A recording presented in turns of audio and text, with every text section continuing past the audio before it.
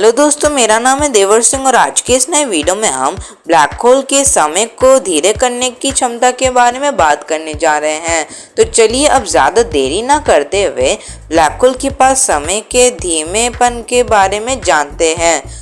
दोस्तों, सबसे पहले हमें कुछ मूलभूत बातों को जानना होगा, क्योंकि इन्हीं मूलभूत बातों के आधार पर ही आप आने वाले बातों को समझ पाएंगे।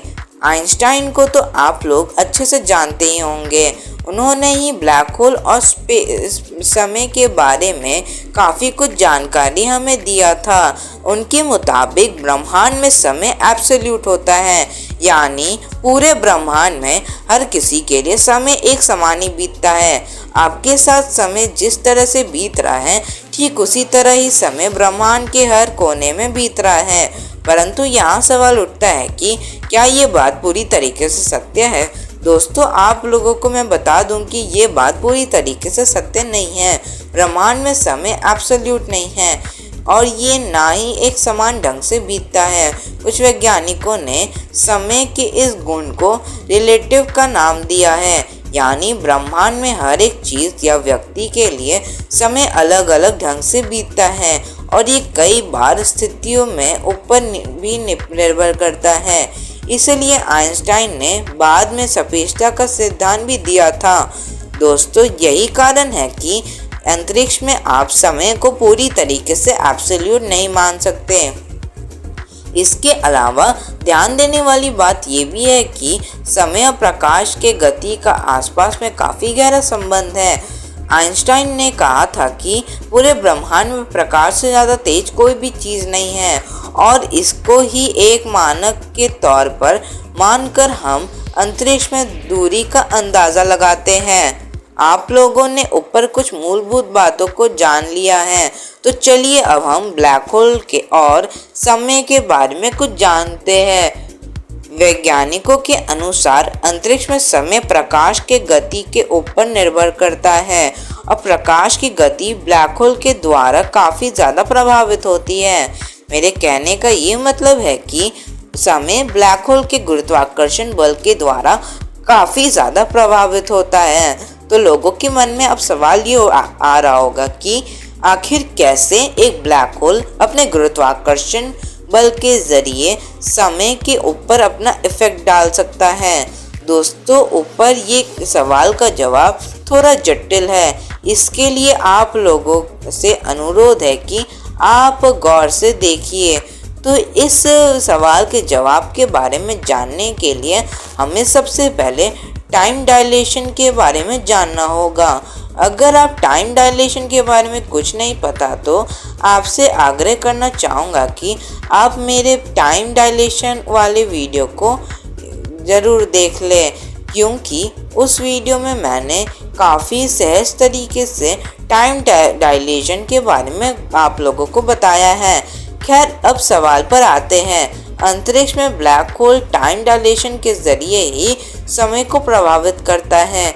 इसके अलावा ब्रह्मांड में जितने भी चीज़ें मौजूद हैं, सभी कुछ ना कुछ हद तक समय के ऊपर अपना इफ़ेक्ट डालने का प्रयास करते हैं। हालांकि चीज़ों का वज़न इस क्षेत्र में बहुत ही महत्वपूर्ण किरदार निभाता है। खैर, आने वाले भाग में हम इस वज़न के बारे में ही बात करेंगे।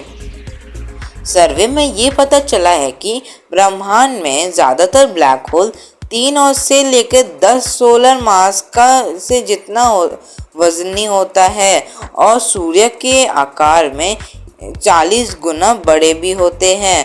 तो आप अंदाज़ा लगा सकते हैं कि एक ब्लैक होल का गुरुत्वाकर्षण बल कितना अधिक होता है। इफेक्ट आप लोगों को पता होगा कि ब्लैक होल के गुरुत्वाकर्षण बल के कारण उसके अंदर से प्रकाश भी बाहर नहीं निकल सकता। इसके अलावा काफ़ी मात्रा में वजनी होने के कारण ब्लैक होल अपनी आसपास मौजूद अंतरिक्ष को रैप कर देता है। यानी अगर हम अंतरिक्ष में एक कपड़ा और ब्लैक होल को एक भारी गेंद समझे, तो गेंद यानी कि ब्लैक होल के वज़न से जैसे ही कपड़ा यानी कि अंतरिक्ष उसके चारों तरफ घस जाएगा, ठीक उसी तरह ही ब्लैक होल के चारों तरफ अंतरिक्ष घट जाएगा।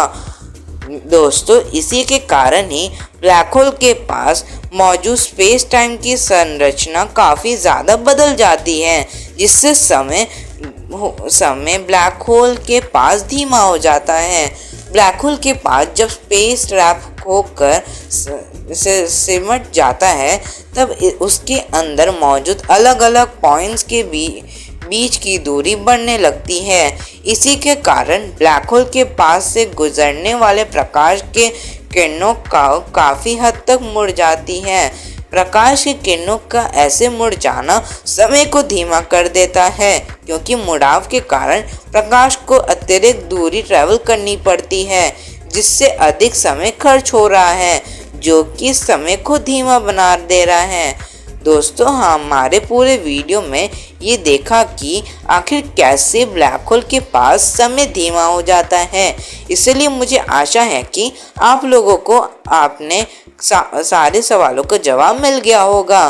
तो आज की इस वीडियो में बस इतना ही। अगर आपको वीडियो पसंद आए तो वीडियो को लाइक करें और चैनल को सब्सक्राइब करके बेल नोटिफिकेशन ऑन कर दें, जिससे कि आने वाले नोटिफिकेशन को आपको मिलती रहे। अब हम मिलेंगे अगले वीडियो में। अब तब तक के लिए बाय।